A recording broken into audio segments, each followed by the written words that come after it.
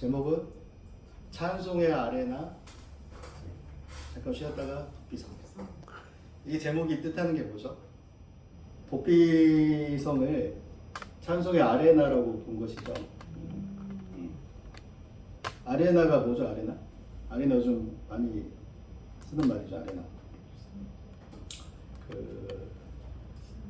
공연을 할 수 있는 공간인데 실내 공연장보다는 좀 크고 스테디움보다는 좀 작은 그 중간이나 보통 10,000명 정도는 수용할 수 있는 규모라고 해요. 오늘 여러분과 나누고 싶은 말씀은 구약시대 도피성이라는 게 있습니다. 도피성. 도피성이 어떻게 하여 우리가 찬송을 매일 드리는 그 공연장과 같은 그 하나님의 영광의 찬송이 매일 울려 퍼지는 그런 아레나와 같이 곳이 되는지 한번 살펴보겠습니다. 이 도피성의 말씀에는 굉장히 그 풍부하고 다양한 영적인 그 원리들이 숨어져 있습니다. 도피성 말씀만 가지고도 다른 각도에서 여러 가지 시각으로 주제로 설교를 한다고 하면 3편, 4편 정도는 그냥 할 수 있을 것 같을 정도로 풍성합니다. 먼저 이제 개괄적으로 말씀을 드리면 도피성은 일단 죽음의 위기에 처한 사람이 들어가는 곳입니다. 들어가서 거기서 뭘 해야 되나요? 누가 이 도피성은 이제 오늘 본문 말씀에도 읽으셨듯이 구약 시대 이스라엘 때 실수로 사람을 죽이게 된 사람이 피하여 가는 곳입니다. 그러니까 쉽게 말하면 내가 실수로 도끼질을 하다가 도끼가 손에서 빠져 날아가가지고 다른 사람 머리에 꽂혀가지고 죽은 거예요. 그러면 그 사람의 가족이 그 도끼를 실수로 사람을 죽였다고 하더라도 보복하려고 하는 사람이 있지 않겠습니까? 그런 사람들이 그 사람을 죽이려고 쫓아올 때 그대로 있으면 이제 죽게 되는 것이지. 그래서 그런 사람들이 억울한 죽음을 당하지 않도록 또 보복이 보복을 부르지 않도록 하나님께서 이스라엘 각 지역에 6개의 도피성을 만들어서 거기에 피하게끔 만듭니다. 그래서 일단 도피성을 보면 들어가고 나오지 말아야 됩니다. 나오는 순간 죽어도 우리는 책임 없다 이렇게 되는 거죠. 그래서 머물러야 되는 것이고 또 한 가지는 도피성에 머무르는 시간은 그 도피성마다 대제사장이 있는데 성읍이니까 그 대제사장이 죽을 때까지 머물러야 돼요. 대제사장이 죽으면 비로소 그 도피성에 머무르는 시간에서 해방되어 자유를 찾아서 자기의 고향으로 자기가 있던 곳으로 돌아갈 수 있게 되었어요. 그래서 거기서 남은 한 가지는 뭐냐? 하나님의 일하심을 바라보는 것. 하나님이 그 도피성 안에서 주시는 은혜를 바라보는 것. 그래서 들어갔으니 거기서 대적의 손에서 대적의 칼에서 다시 보복을 당하지 않기 위해서 머무르는 동안에 얼마나 더 답답하겠습니까? 성 안에서. 그럴 때 하나님이 주시는 은혜를 바라보는 것. 들어가고 머무르고 바라보는 것. 도피성은 우리 예수 그리스도를 대표하는 구약에 나오는 대표적인 모형입니다. 이 모형이라는 것은 진짜가 있고 진짜를 보여주기 위해서 이렇게 비슷하게 만들어 놓은 것이죠. 예수 그리스도 안에 우리는 다 죄로 인해서 죄의 삭슨 사망이라 죄를 지으면 누구나 죽게 돼 있어요. 근데 여기서 죄를 지었는데 삭을 준다. 삭이 뭐예요? 삭. 일을 한 대가로 열심히 뭔가를 한 대가로 그 값을 지불해 준다는 거예요. 그 값을 지불해 주는 게 뭐라고? 사망이요. 누구의 삭일까요? 사단이죠, 사단. 우리는 그리스도를 만나지 않으면 결국에 사단의 일을 하는 것이고 사단을 돕는 것이고 사단은 네가 나를 너무 도와줬으니 고마워하고 주는 게 이제 넌 죽어.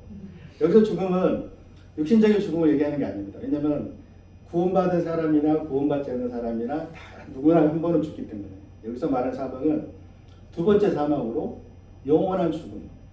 그러니까 영혼마저도 심판해서 지옥불에 떨어뜨리시는 하나님의 심판을 가리키는 거죠.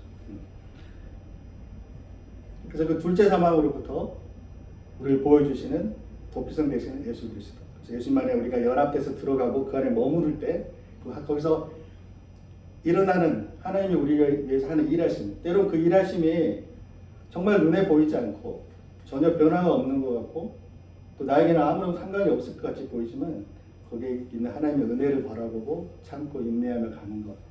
그것이 신자된 삶의 본분이라는 것이죠. 그래서 이 도피성에는 그런 영적 원리들이 숨어 있다. 지금 시험 기간이라고 들었습니다. 언제까지인가요? 이번 주까지? 아직 일주일이 더 남았네요. 이미 지난주 시험을 치렀나요, 한번? 안 치르나요? 힘든 한 주를 보내시게 되었습니다. 제가 왜 이 말씀을 드리냐면 여러분이 이제 17년 되었죠? 17년 정도 사셨죠? 여기 계신 이 목사님은 몇 년 산 것 같나요? 27년. 그럼 오빠라고 부르십시오.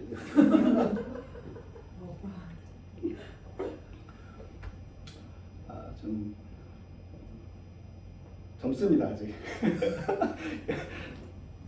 근데 이 말씀 왜 드리냐면 여기 계시는 저기 원장님이신 우리 오노삼 목사님도 저도 우리 또 사모님이신 김은아 원장님도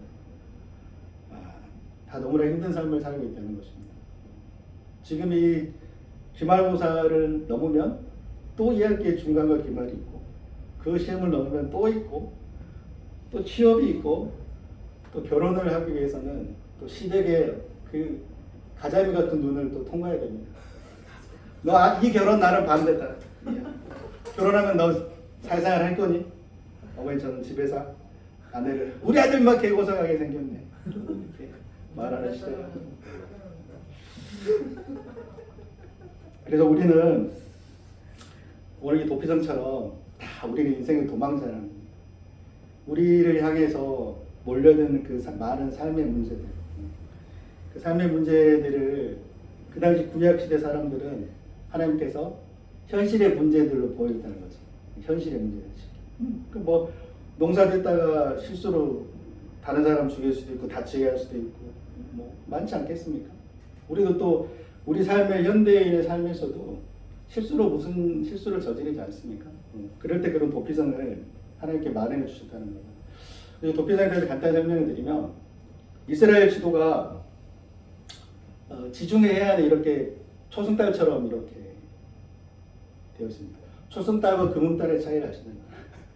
오른쪽으로 있는 초승달이고 반대로 있는 금음입니다. 왜냐하면 초승달에서는 보름달로 가기 전에 찾는 거고 금음달은 보름이 지면서 생기는 거기 때문에 자세한 설명은 김은아 원장님께 물어주십니다. 그래서 그 초승달같이 생긴 이스라엘 땅이 되게 길쭉해요. 되게 작은데 손톱을 잘라가지고 이렇게 세로로 세워놓으면 딱 그 모습이라고 생각할 수 있어요. 그래서 하나님께서 그곳에 도피성을 6개를 주셨는데 그 이스라엘을 그 중심부를 관통하는 강이 하나 있습니다. 우리나라 한강처럼 요단강이라는 강인데 그 요단강 서편, 요단강을 정면에 알아볼 때 왼편에 3개, 오른편에 3개. 그래서 이제 그 6개의 그 도피성을 하나님이 정하셨는데 참 하나님이 놀라우신 게 그 도피성의 위치가 어느 곳에서 달려가도 다 비슷한 거리에 있게끔 만들어 놓으셨어요. 이스라엘 어디에서 출발해도 가장 먼 곳에 출발할 때 길이가 거의 다 비슷하다는 것이. 그 말은 뭐겠습니까? 그 말은 하나님의 도피성을 의도적으로 오늘 본문에서처럼 선택하시고 그것도 이스라엘의 민족을 위해서 마련하셨다는 그 은혜를 보여주는 거죠. 더 놀라운 것은 그 도피성의 이름을 6개를 보면 거기에 놀라운 또 영적 의미가 숨어져 있습니다. 요단 서편에 있는 그 도피성의 세 이름이 게데스, 세겜, 헤브론. 게데스는 히브리 케데스라는 말에서 나온 건데 거룩하다는 뜻, 거룩하다. 세겜은 어깨에 짐을 지다. 헤브론은 연합하여 친구가 되다. 딱 누가 떠오르지 않으세요? 우리 인간이면서 가장 거룩하신 분. 예수님. 우리의 짐을 늘 지시는 우리의 주님, 예수님. 우리 교회의 대표적인 말씀이 되신 수고하고 무거운 짐을 우리에게 늘 빚으시는 예수님. 그리고 우리와 연합해서 늘 우리의 친구가 되시는, 이제부터 내가 너희를 친구라 하리라 하신 그 예수님. 그래서 게데스와 세겜과 헤브론, 그 이름이 이미 예수님을 완벽하게 입혀고 있다는 거죠. 또 요단 동편에 있는 이름을 또 보자면 벳셀과 라못과 골란. 벳셀은 안전한 곳, 요새를 말하는 거고, 라못은 영화로운 것, 높은 것, 그리고 골란은 기쁨과 환희.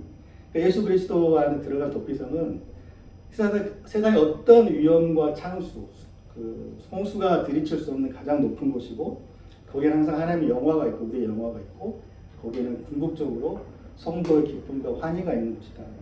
놀랍지 않습니까? 이름 자체부터 벌써 우리가 자녀를 6명 낳았는데 이름을 이렇게 지을 수 있겠습니까? 한 명은 부요, 장수, 태평, 화평 뭐 이렇게 지는 것처럼 예수님이 그렇게 하나님께서 이름을 그렇게 지으셨다는 거죠. 살펴보았듯이 우리는 모두 도망자라는 실존적 문제의식이 있습니다. 우리 여기 다 이렇게 물론 이제 저 같은 전문적으로 사역을 하는 목사 같은 경우는 주일이 아주 소중합니다. 주일 아침부터 가장 옷장에서 가장 좋은 옷을 꺼내 입고 헌금을 드릴 때마다 기도를 하고 또 거룩하게 드립니다. 그냥 예전에는 지금은 이제 흔하지 않는 모습인데, 예전에는 이제 이렇게 교회 나가서 헌금을 옷을 다닐 때 같이 다니죠. 돈 지폐를. 왜냐면 하나님께 주름진 그 세상의 돈을 드리는 게 아니라 주름 없는 깨끗한 돈을 드리고 싶은 마음에. 그래서 우리가 이렇게 거룩한 예배자의 모습으로 나왔지만 앉아있지만, 사실 우리는 눈에 보이지 않지만 일주일 동안 숨이 턱에 차도록 힘들게 뒤에서 우리 등에 칼을 꽂으러 오는 그 보복자를 피해서 지금 이 자리에 와 있는 거라는 그런 실존적 자각을 할 필요가 있습니다. 아멘. 제가 요즘 좀 몸이 아팠습니다. 지난주에 아프고. 근데 이게 원인을 대충 알게 되었는데 언제 아플지 모릅니다. 그러니까 음식을 조심해서 먹는데 기름진 걸 먹으면 아픈지, 또 패스트푸드를 먹으면 아픈지 그걸 잘 모르겠어요. 그래서 11시 넘어서까지 괜찮았다가 자려고 누우면 또 그때 또 아프다. 그래서 우리는 정말 매일매일의 삶이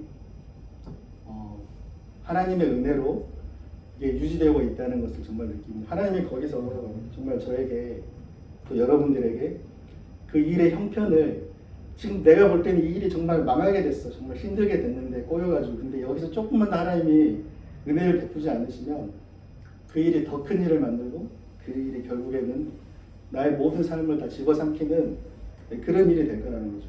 그래서 우리에게는 늘 불안감이라는, 그리고 또 어떤 일로부터 오는 죄책감, 그런 보복자들이 늘 우리를 노리고 있다는 거죠. 그래서 결국 우리는 예수님이 아니면 그런 보복자들로부터 우리를 지켜낼 수 없다는 것입니다. 그런데 여기서 또 한 가지 우리가 고민해 봐야 될 거는, 자 그러면 예수님께 들어가는 길은 들어왔다고 쳐요. 그러면 들어오면 다 끝난 것인가? 아니라는 거죠. 다행히도 그 유대인의 전승에 의하면은 도피성에 가는 길을 늘 정비했다고 해요. 왜냐하면 혹시나 도피성에 가는 길이 뭐 웅덩이가 있거나 혹은 다리가 있는데 다리가 끊겼게 내리지 않도록 1년에 하루 날을 잡아서 그 가는 길을 정비했다고요. 그리고 도피성으로 가는 길은 다른 길보다 훨씬 넓었다고 그래요. 그리고 누구라도 사람이 뒤에서 칼을 들고 쫓아오는데 얼마나 급합니까? 저 같은 안경잡이들은 뛰면 안경과 함께 세상이 같이 흔들립니다. 그래서 이게 아시죠? 경험하실 거예요. 다 안경 안 쓰시는 분들 잘 모를 텐데 안경을 쓰고 뛰면 세상이 같이 흔들립니다. 자, 그러면 뒤에서 칼을 들고 쫓아오는데 도피성을 찾아야 되는데 그걸 찾을 수 있겠습니까? 잘? 그래서 길을 크게, 그리고 도피성이라는 편말도 잘 마련해놔서 누구라도 찾을 수 있게 그렇게 했다고요. 지금도 이스라엘에 가보면, 이스라엘은 지금도 전쟁 중이죠. 그래서 그 미사일하는 방공호라는 이름이 미클라트라는 이름인데, 그게 도피성이랑 똑같은 히브리어를 쓰고 있습니다. 미클라트. 도피성이 미클라트인데 그 미클라트란 말을 지금 현대 이스라엘에서는 방공호라는 이름으로 쓰고 있습니다. 그 이름이 아직도 내려오는 거죠. 그 이름에서 알 수 있듯이 1차적인 의미는 가차없이, 그러니까 우리를 향해서 쏟아지는 그 불같이 쏟아지는 미사일을 피할 수 있는 보호막이 되는 곳이라는 거죠. 그런데 아까 살폈듯이 그 보호막이 마냥 보호막은 아니라는 겁니다. 왜냐하면 막상 도피성에 들어가면 그때부터 사실은 또 다른 삶이 펼쳐지기 때문이죠. 우리가 이제 인생을 여기 많이 오래 좀 살아오신 선배들이 계시지만 결혼 그거 하기 힘들지만 결혼하면 끝입니까? 놀라고 시작이죠. 여기 학생들 계시지만 졸업하면 끝입니까? 졸업하면 더 큰 대학에 가면 더 공부를 많이 해야 됩니다. 제보해 보십시오. 저는 공부를 썩 잘하지 못했지만 열심히 했습니다. 그래서 지금도 박사 공부를 하고 있지만 정말 공부는 끝이 없습니다. 그래서 우리가 도피성이라는 그 말을 물리적인 공간으로 사실은 우리가 1차적으로 이해하게 되지만, 왜냐하면 구약시대에는 도피성이 눈에 보이는 성이었기 때문에 그 성문을 뚫고 들어가는 순간에 모든 물리적 위협으로부터 보호되기 때문에. 근데 현대를 살아가는 우리들에게는 그런 물리적 위협은 사실 없어요. 없는데 가만히 보면 우리가 매일 겪게 되는 우리 삶의 문제들, 심지어 하나님을 믿고 예수님을 믿고 따르는 성도라고 하는 신자라고 하는 그리스도인들에게 있어서 이 삶의 문제는 현실 자체가 사실 도피성입니다. 왜냐면 그 이유를 한번 설명해 볼게요. 우리는 이미 구원받았습니다. 예수님의 피를 믿고. 그래서 우리는 죽으면 천국에 갑니다. 근데 지금은 천국에 아직 멀었습니다. 현실에서 성경 말씀은 지금 당장 이 땅에서 천국을 살아내라고 말하지만 사실은 우리의 삶은, 나를 둘러싸고 있는 삶의 문제들은 정말 도피성의 성벽이 코앞에 와 있는 것처럼 때로는 너무나 답답하고 그 성벽에 가려서 아무것도 안 보입니다. 그리고 심지어 밖에서 날마다 소리칩니다. 야, 장희정, 너 당장 나와. 너 내 손으로 내가 찢어 죽일 거야. 야, 백영진, 당장 나와. 내가 너희 가족들 가만 안 둘 거야. 이렇게 매일 외치지 않습니까? 우리 도복자들이. 근데 그렇다고 우리가 또 속천에 나가서, 그래, 너랑 나랑 일기토를 해서 지는 자가, 어제도 와이프랑 잠깐 그런 얘기 했습니다만, 야인시대 영화에서처럼 김두한이 나와서 이깁니다. 그러면 김두한이 뭐라고 하지? 항상 하는 멘트가 있어요. 맞추는 분에게 커피 쿠폰 드리고. 뭐라 그러냐면 딱 쳐다보면서 중조모를 딱 쓰면서 뭐라 그러죠? 종로를 떠나라.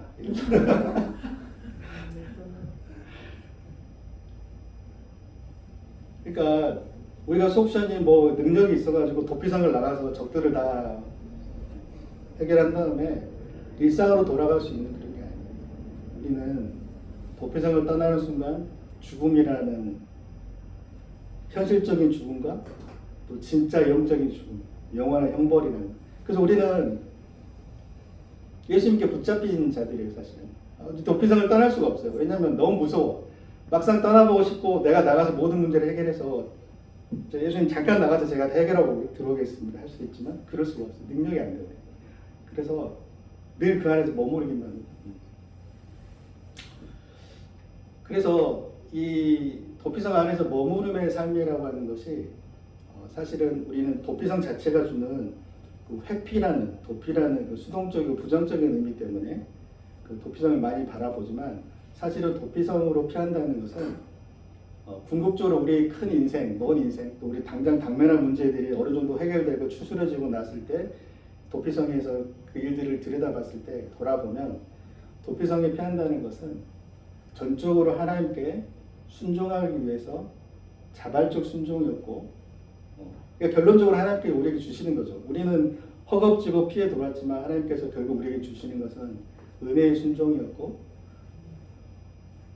또 자발적인 자기 부인이었고, 왜냐하면 그 안에 머무르는 동안도 얼마나 많은 시험과 유혹이 있었겠습니까?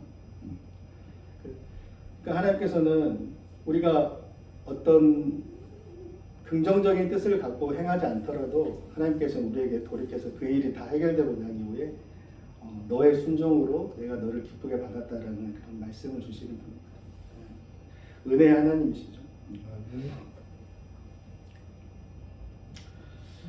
그래서 이 도피성 안에서 이제 우리가 우리의 모든 삶의 문제가 도피성이라는 그 현실의 문제라는 그 실존적인 자각을 했을 때, 그럼 우리가 해야 되는 건 무엇이냐?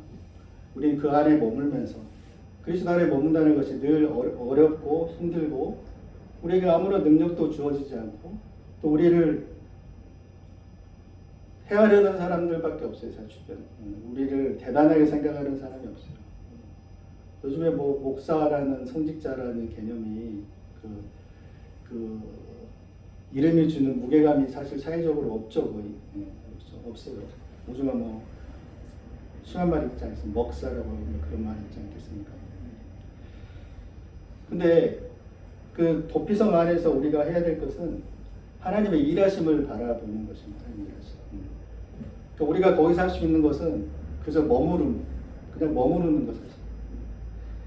문제가 생겼을 때 예수님 안에서 예수님 이름만 부르면서 머무르는 거. 제가 요 며칠 아팠는데 아프면 기도도 안 됩니다. 말씀이고 뭐고 없습니다. 사실. 너희는 중언부언하지 말라 그랬는데 계속 중언부언 달고 중언다리가 5원 7원 부언하면서 뭐 한 말도 하고 한 말도 하고 계속합니다. 그래도 아픔이 가시지 않습니다. 근데 정말 놀라운 건 저는 그걸 하나님 분명히 주셨다는 지혜로 받아들이는데, 아픔 중에 너무 몸이 아파서 뒤시락거리다가 어떤 특정 순간에 어떤 몸의 형태를 했을 때 갑자기 고통이 사라지는 걸 느낍니다. 그러면 그 자세를 그대로 유지하면서 이제 잠을 청합니다. 그러면 감사하게도 몇 시간을 잘 수 있는. 그 시간까지 가기가 굉장히 힘들었다는 거죠. 결국에 그 시간들을 우리가 인생으로 확대해서 보면 지금 당장은 어떤 특별한 방법을 찾을 수 없고 또 특별히 해결할 수 없지만 그저 주님의 이름을 부르면서 그 시간들을 견뎌내는 것, 인내하는 것, 그것이 그냥 우리의 전부였고 우리가 할 수 있는 것의 전부였고, 결국 그것들이 시간이 지나고 보면 다 하나님께서 이끄시는 하나의 어떤 섭리고 방법이었다, 이렇게 보게 됩니다. 우리는 죽을 때까지 이 육신의 장막을 입고 있습니다. 이것 또한 우리의 또 다른 도피성입니다.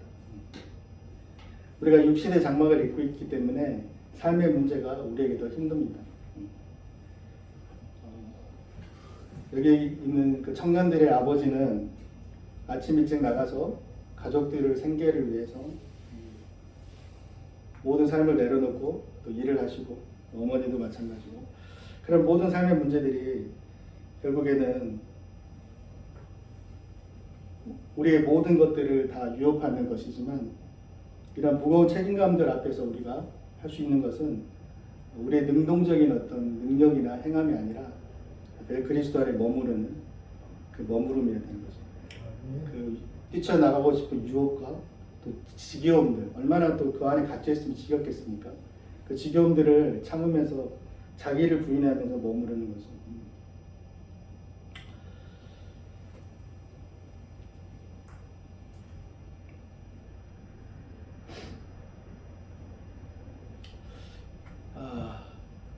저희 말씀을 준비하면서 이 도피성이라는 것이 정말 물리적인 성이 아니라 우리 삶의 모든 문제였다는 것을 깨닫게 되어서 너무 놀랐습니다. 지금까지 우리는 이 도피성 말씀을 여러 번 읽었고 또 공부도 했지만, 이 도피성이 그저 예수 그리스도를 예표한다라고만 생각을 했었는데, 사실은 현실의 모든 문제가, 현실 모든 문제 앞에 우리가 애둘러 이렇게 우격삼을 당해서 우리가 이렇게 갇혀있는 형국이 우리는 눈에 보이는 성이 아니라 우리 스스로의 성에 갇혀있는 것이다라는 그 실존적 자각을 하게 되었습니다. 그래서 굉장히 많은 묵상이 되었습니다. 그래서 오늘 여러분과 나누고 싶은 이 얘기는 그겁니다. 우리가 예수님을 만나는 것은 그렇게 어렵지 않을 수도 있습니다. 성경도 믿음으로만 구원을 받는다 그랬고, 우리가 예를 들어서 뭐 헌금을 10억을 해야 구원받는다, 하나님께 드려야, 내지는 기도를 10만 시간을 해야 구원받는다 그러면 구원받는 사람 쉽지 않을 겁니다. 근데 단지 믿음으로 내 죄를 바라보고 믿음으로 구원을 받았다. 근데 거기까지는 너무 그래도 할만했는데 이 육신의 장막을 입고 이 도피성 안에 머무른다는 것이 너무 힘든 삶인 것 같습니다. 그 모든 나의 어떤 방법들, 그리고 내가 할 수 있다는 나의 의지, 그것들을 다 내려놓고 그저 하나님이 나는 도피성 안에 머무르고 현실의 문제는 밖에서 나를 향해서 아우성을 치지만 그런 소리들을 들으면서도 감당하면서 그 성 안에 머무르고 있을 때 하나님께서 의뢰의 때에 대제사장이 죽을 때 완전한 자유를 우리에게 주시는 그 시간을 허락하신다는 것입니다. 자, 이 말씀을 우리 새기면서 잠깐 기도하시겠습니다.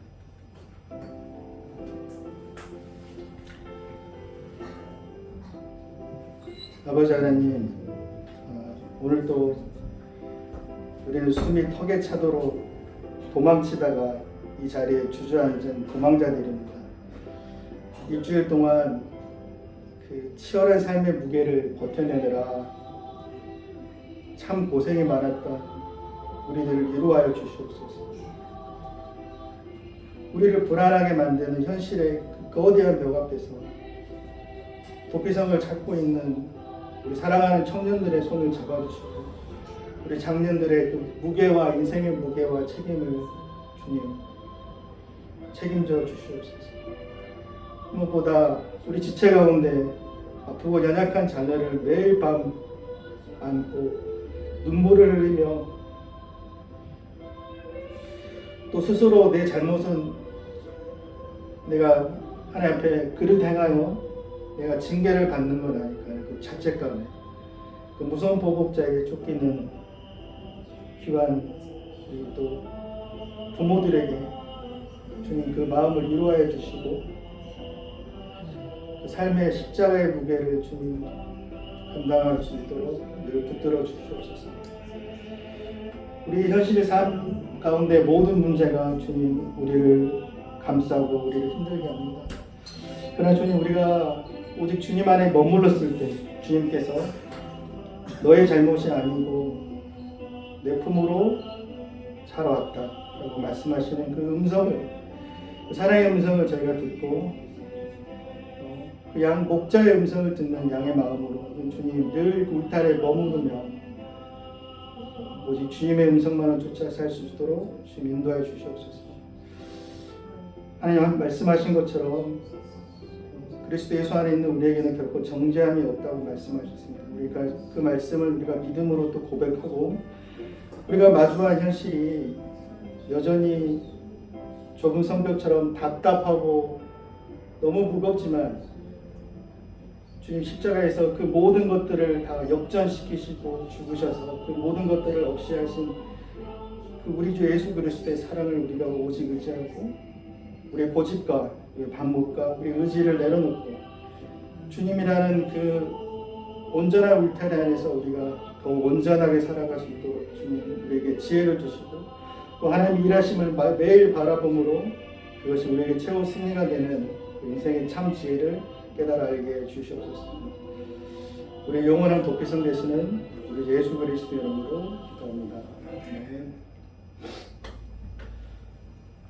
지금은 우리 주 예수 그리스도의 은혜와 아버지 하나님의 크고 놀라우신 사랑하심과 성령의 내주 역사 교통 인도하심이 여기 예배드리는 우리 청년들, 그들이 이제 마주할 그 모든 어려운 시험 가운데 그리고 늘 교회를 이끄시고 헌신한 우리 교육자들, 그리고 오늘 또 아픈 지체의 자녀를 위해 기도하며 그것으로 모든 삶의 무게를 감당하기 힘든 그 가정에 우리 주 예수 그리스도의 은혜와 아버지의 사랑과 성령의 인도하심이 늘 모든 일과 신앙 가운데 함께 하시기를 간절히 축원하옵나이다. 아멘. 예배를 마치겠습니다. 감사합니다.